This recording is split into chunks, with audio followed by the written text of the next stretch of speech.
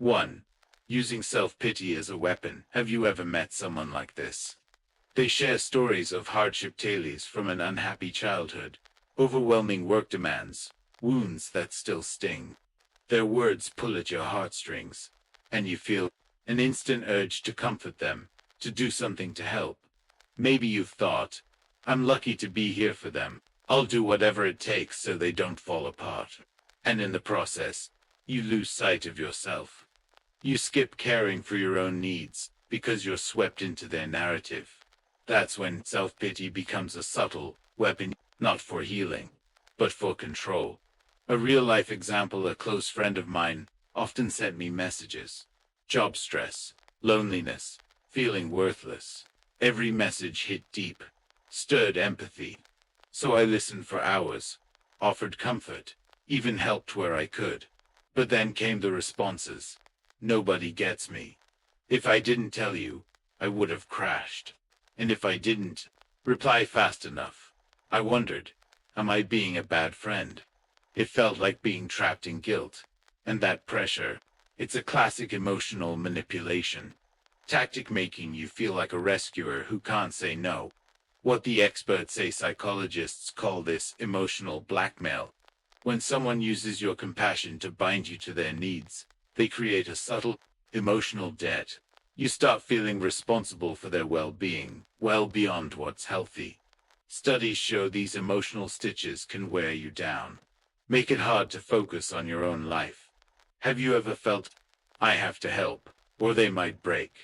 Drawn so deep into someone else's story that your own sense of self got lost? If so, you're far from alone. But remember, silence and standing firm isn't losing. Epictetus said, you're not responsible to keep everyone's fire burning. Stoic wisdom doesn't mean you shut off your heart. It means you prioritize your own well-being. You can't pour from an empty cup. Lessons from real life. You've guided friends who burned out helping others, who ended every empathy session drained and listless. They blamed themselves, thinking, good friends must do this. But really, they were being used, not with harsh commands, but with sad stories and emotional guilt. How to protect yourself while staying kind. 1. Set emotional boundaries. When someone dives deep into self-pity, you can gently say, I'm sorry you're going through that, but I can't help more today. 2. Embrace quiet. Sometimes your silence is your power. It means you're choosing to recharge, not to abandon. 3. Check yourself. Ask, where is my compassion going? And, do I want it to cost this much? Remember, silence isn't defeat. It's wisdom. Choosing not to get dragged into emotional drama is a sign of strength. When self-pity becomes a tool of manipulation, staying quiet, grounded, and firm in your own limits is the strongest form of resistance. If you've experienced this, drop a comment. I hold on to kindness, but not let it control me. Your empathy is precious. Let's protect it together, without letting it be taken for granted. 2. Spreading rumors and isolating you from the community. Have you ever felt like ... people started pulling away from you, and you couldn't figure out why? Old connections felt colder, like you suddenly became invisible. It's possible that someone was spreading stories, little comments, masked as concern, but slowly isolating you. They're not loudly bad-mouthing you. They're not confronting you head-on. They're whispering behind your back, using lines like, I heard that. Apparently, he, she. I'm just a little worried, but if you're okay with it, then that's not concern. That's a subtle strategy to reshape the social landscape around you. Let me share a story from someone I know. Lucy. One day, she noticed her friends weren't reaching out as much. Coffee chats, hangouts, suddenly stopped. Later, she heard through a few people, Lucy's changed. Maybe she's going through something. I'm not sure if we should bring it up. There was no big incident. Just a tiny rumor passed around and twisted enough to create distance. Nothing exploded, but she felt alone. The mental weight crept in and she started questioning herself. I didn't do anything wrong, so why do I feel like I did? Social psychology calls this social exclusion through rumor. One study found that when a small group believes something even if untrue, they tend to pull away from the person, isolating them quietly. The sad part is, we're more likely to believe stories that sound reasonable than to verify things ourselves. Have you ever felt that? One day, you're not part of the conversations anymore. People close to you don't say much, but their silence speaks volumes. If you've been there, you're not alone. And I believe that silence isn't weakness. Sometimes, it's how we protect our dignity when others put us on trial without telling us. Marcus Aurelius once wrote, "Don't let the words of others disturb your inner peace." Stoics don't live in fear of rumors. They live with strong inner resolve no matter how chaotic the world gets. I once advised a friend who was being quietly undermined by a colleague, not through accusations, but whispers like, "I've heard she's hard to work with." She didn't react with anger or defensiveness. She said, "I heard you're concerned, but I'm doing my job well. If anything's unclear, I'm open to a direct chat." Later, she had a straightforward conversation with her manager, not through gossip, but clarity, and that reset the record. The one spreading rumors went quiet. The team dynamic returned to normal. So, what can you do when rumors isolate you? Stay silent and observe. Don't rush to react. They're waiting for you to prove them right. Face it directly and personally. Speak clearly. Don't play telephone. That's how you rebuild real connections. Keep an open and calm heart. Don't let their story define your identity. Silence isn't losing. It's how you protect your inner home with self-control. Someone might try to paint a false picture of you, but you can still walk through it with truth and peace.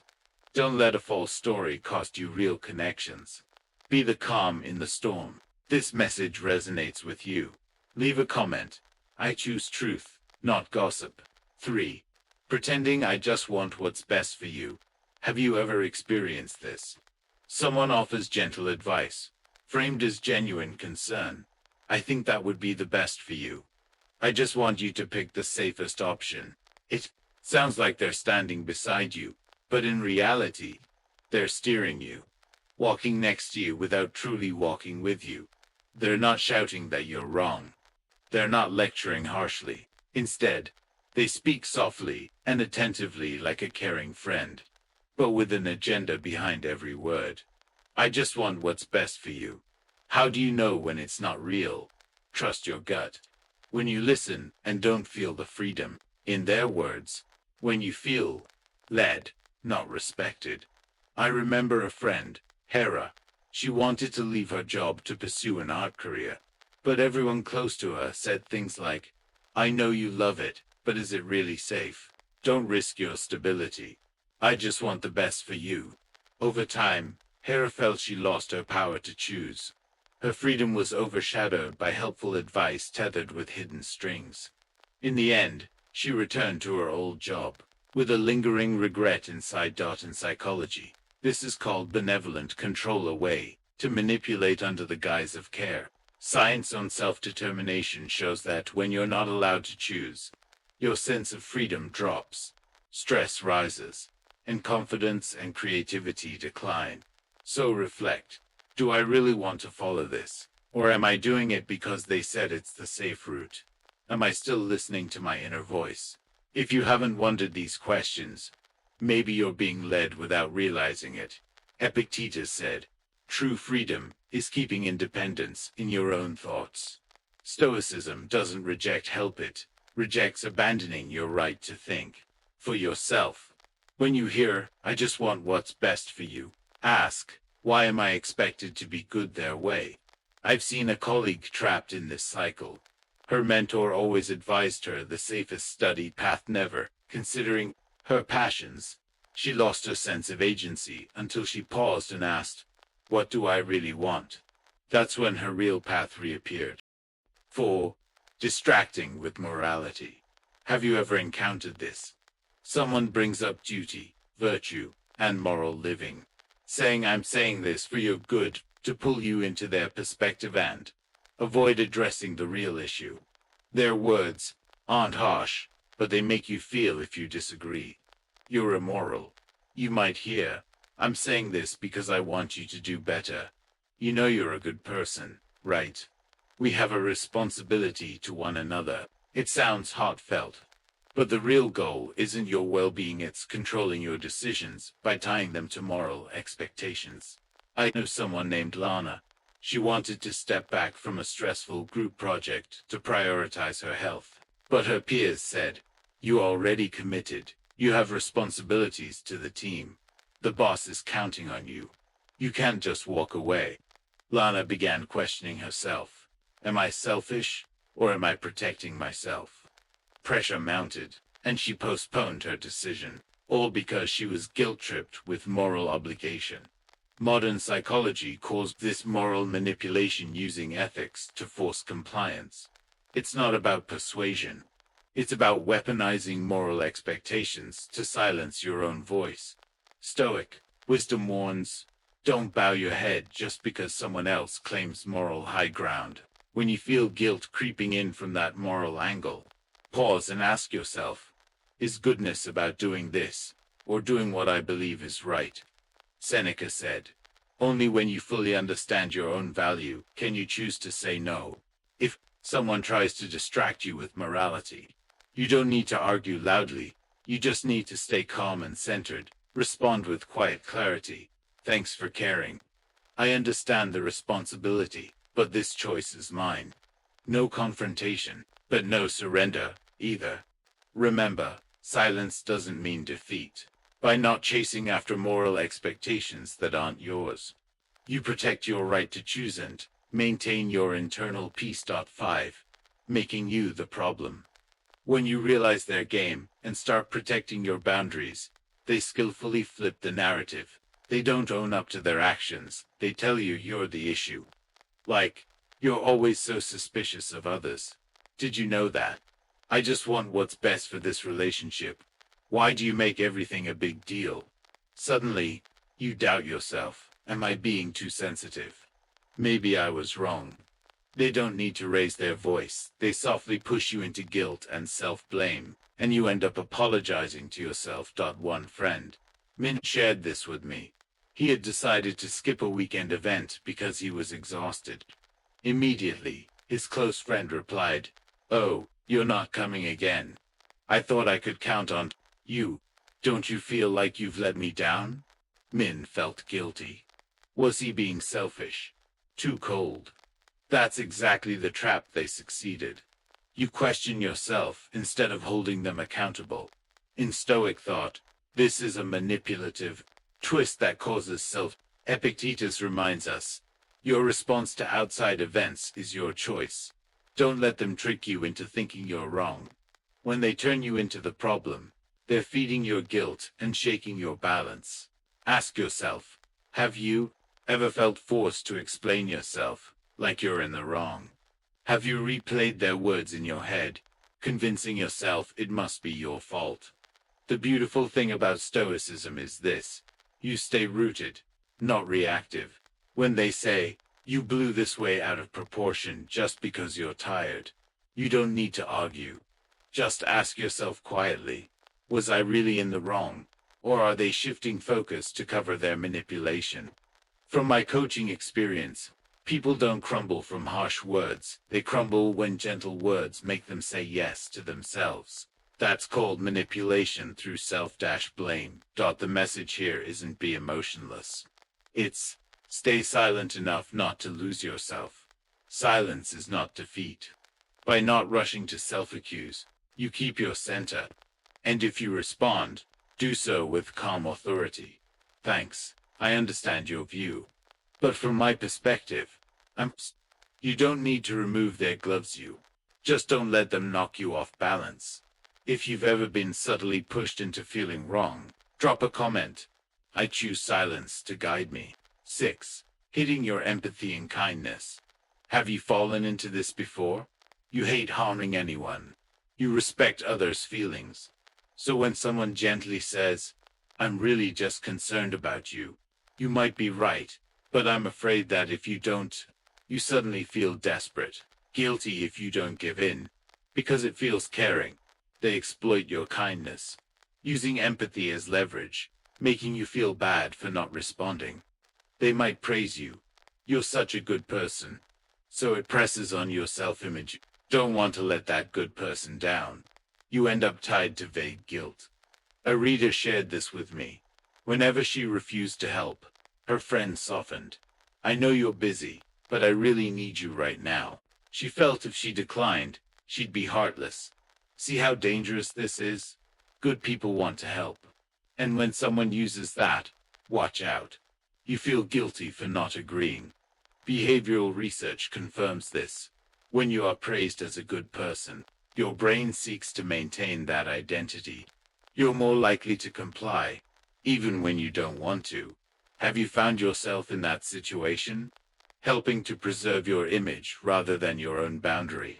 Stoicism reminds us, choose kindness, don't let it be exploited. Marcus Aurelius said, we're born to live rightly, not to depend on others' praise. True kindness flows from freedom, not guilt or obligation. So when someone triggers your empathy to make you feel guilty, pause, breathe. They might be acting caring, but not necessarily helpful. You don't have to answer right away. You can say, thank you for your concern. I'll think about it. You stay composed. You don't let your inner peace get invaded, and you preserve your integrity. 7. Disappearing to make you feel missing. Imagine this. After emotional ups and downs, their smiles, their threats, they suddenly pull away. No replies to messages, missed calls.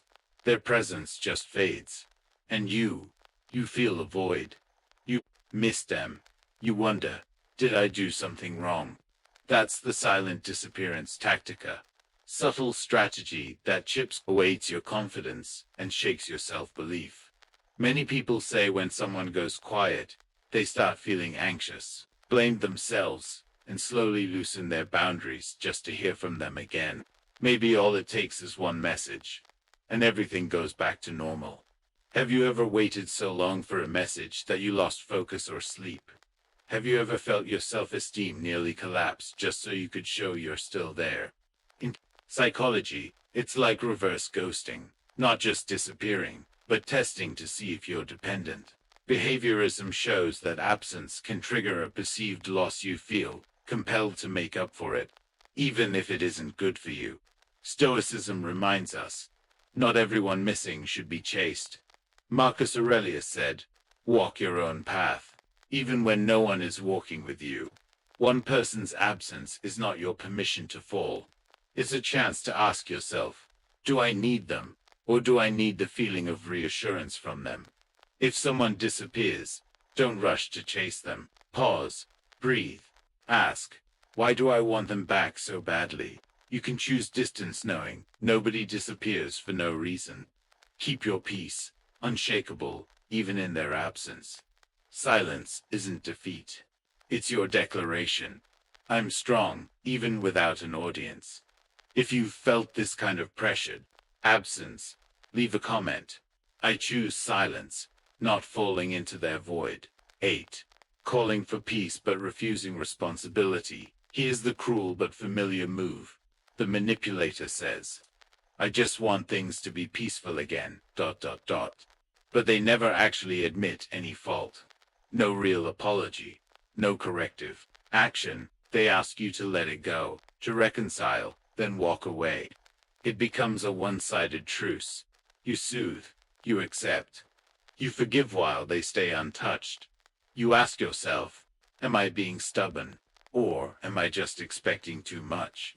Have you ever accepted a vague peace offering, only to feel weak or at fault later?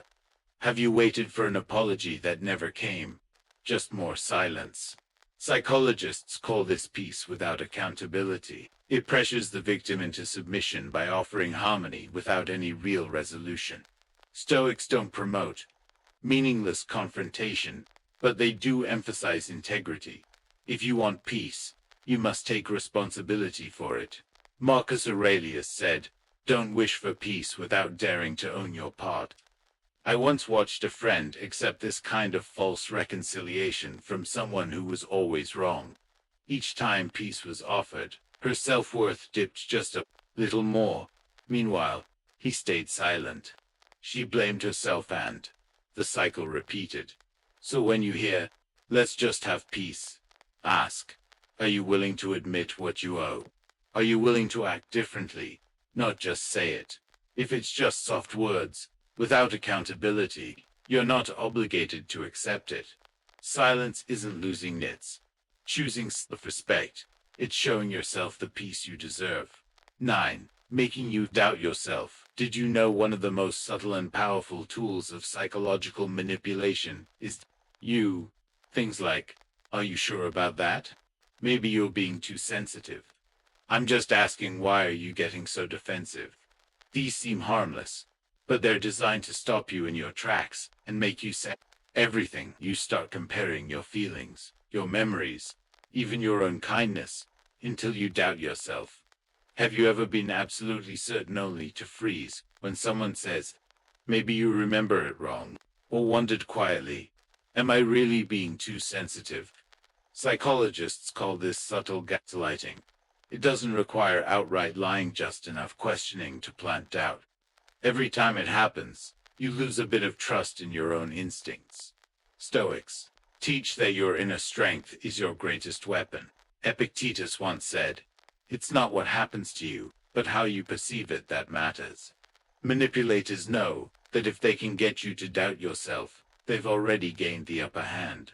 Once you're uncertain, you're no longer anchored. Once knew someone who always accepted others' apologies, but with each one, she lost clarity about what was truly right and wrong. She would think, "Am I overreacting?" So when you hear a vague question like that, pause. Ask yourself, is this really a valid doubt, or just something they want me to question? Write down your thoughts. Talk to a trusted friend. Stand firm in your feelings and perceptions. Silence isn't losing. It's protecting your core. You don't owe anyone self-doubt. If you've ever felt this kind of subtle manipulation, leave a comment. I choose to trust my own sense of truth.